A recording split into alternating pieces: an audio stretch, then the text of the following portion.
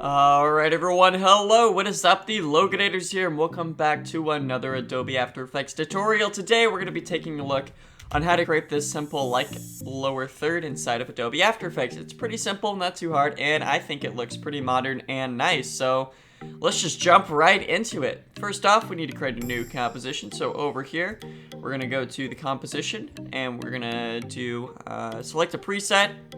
I recommend the HDTV 1080p at 29.97 frames a second. I do select that, but I bumped this up to 2560 at 1440 resolution because just nicer for my videos, I think. So there you go, and I do it at 60 frames a second. I recommend 60 frames a second too if you can handle it. 30 frames a second's alright. So there you go. We only need this to be 30 seconds long. So we'll click OK, and there we go. First off, we need a layer, so new, we have to go to layer, new, solid. This is going to be our background. A color red around in there would be nice. I like how that looks. We're going to go to our masking tool. If you hold left click and select the rectangle tool, then you'll be good to go. Just make a simple rectangle here. Awesome, that looks nice. And now we need to select our font. I'm going to be using the bold font in this. However, you can use Impact, which comes with After Effects all the time. But the bold font, you need to download that in DaFont's website, which that's where I get all my fonts. DaFonts.com, great website, and that's spelled DaFonts.com. So there you go. I recommend checking that out. Anyways, let's get back to this. So you have your text tool. And this is just going to be a lower third, so we're going to do that, with an exclamation point. We're going to drag that up, holding left shift to make it uniform scaling. There we go. And we're going to put it right there-ish, that is fine. Now we just need to make this kind of form around it. We're going to have it like a diagonal type of look here. Just going to eyeball it to see if it's straight. That will suffice. And then we're going to try and make it parallel on the other side as well. And I think that looks good. We might drag this out just a little bit. Drag this out just a little bit. That looks nice. Drag in maybe the top layer. Okay, and then the bottom layer. Alright, so now we got a simple border for the what I like to do is layer, new, solid yet again.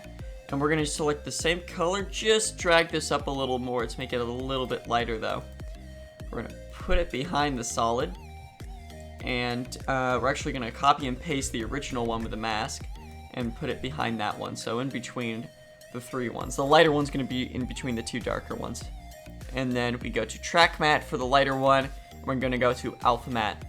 Now when we drag this up, you can see it's creating a line, and I'm just going to leave the line right there just to give it some more color. I think that looks nice, and we're going to pre-compose all of that, including the sorry about that, just select the as well, pre-compose, which is right click, and we're gonna click OK. Cool, so now this is just one simple thing. Now go back into your pre-composition and Control C, and then just Control C, the bottom one, the medium one with the mask, click out of the pre-composition, left Control V, and it's gonna paste that. Bring that, that's fine right there actually. We'll just keep it there. Make sure it's highlighted. Right click. We'll do an effect. We're going to go to generate, and then we're going to go to stroke. Awesome. We're going to go to on transparent. I'm going to bring this up to about, let's see, 5 looks good. You can mess with this. Well, maybe we'll do 4.6. Yeah, 4.6 I think looks great. Awesome. And now you can see we can animate this. You can see that line around it we can animate. Just make it more visible for you. Let's see. There we go. See how that line's going across? That's our animation. Cool. Alright. So at the beginning here, let's turn off the opacity for this. So select a pre-composition, go to transform, and just drag that down to 0%, leaving you just with the outline. We're going to go to effects down here and stroke. Click the stopwatch for start. Go to about 2 seconds on your timeline. Alright, 2 seconds. And we're going to bring this up to 100%. Actually, we need to invert it, by the way. We don't want to do that. End it. If you want to do the end, it's a little different. But so start for 2 seconds is going to be 0%. At the beginning, it's going to be 100%. So it should look like this when you play it. you should get that nice effect. Alright, we're just gonna drag, we're gonna highlight these two keyframes right here, right click them, keyframe assistant, easy ease, there you go. Select the start, just highlight it, go to the graph editor, and then make sure you're editing the speed graph here. And we're gonna select these pipper tools, just bring them in. Pretty sure they're called pipper tools. They're just tools. I just know what I'm doing.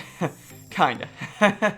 Anyways, yeah, just drag that in, and what we're doing is we're making it come in really fast and then smooth out a lot. So you can kind of visualize it here. It smooths out at the end. So when we get to about right there-ish, we'll click the opacity stopwatch.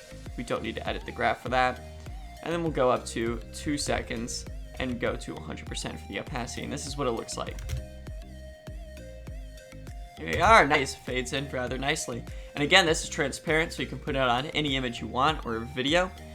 So we're gonna have that go in just like that, and then about 4 seconds, we're going to turn this into a pre-composition. Nice, pre-comp 2. Split that with left control, left shift, and then D. Delete the new one that appeared above that, and here we're gonna left control C, left control V, right click the top one you just made, press time reverse layer, and then do starting bracket, and it's gonna bring it there. So let's take a look at what we got. So it comes in rather nicely, animates the border, and then it fades itself out just like that. Nice, and that's your simple lower third. So all we have to do now is we're gonna highlight them both and just pre-composition, do a pre-composition there just to make it a little simpler. Go here, drag it down, and we're just gonna give it a nice little, there we go. That's gonna appear in your videos right there. Awesome, and you can see transparent, so you just have to literally drag and drop at this point. Sweet, so there you go. All you have to do to render it is go to Composition, Pre-Render, and then we're going to go from Custom AVI to QuickTime. There we are. Audio output, we do not need that. Alright, looks good. Best settings. Let's see if everything looks nice here. I think this all looks good. Alright. Let's see here. Okay. Looks nice, and we're going to turn on the transparency grid as well, and you just have to select your rendering place, and we're going to put it on the desktop for me just because it's a temporary file. So we'll go to, we can name it whatever we want, we'll just call it like overlay.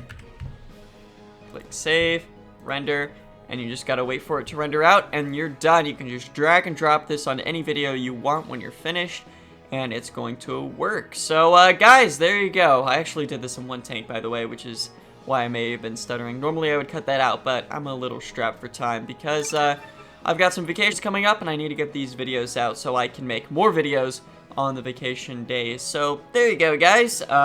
That's your like lower third. If you did like this video, make sure to press that like button so I know you did enjoy, and make sure to subscribe so you'll never miss another one of my videos. But with that being said, guys, I do hope you've enjoyed, and I can't wait to see you in the next one. Goodbye, everyone, and thank you for watching.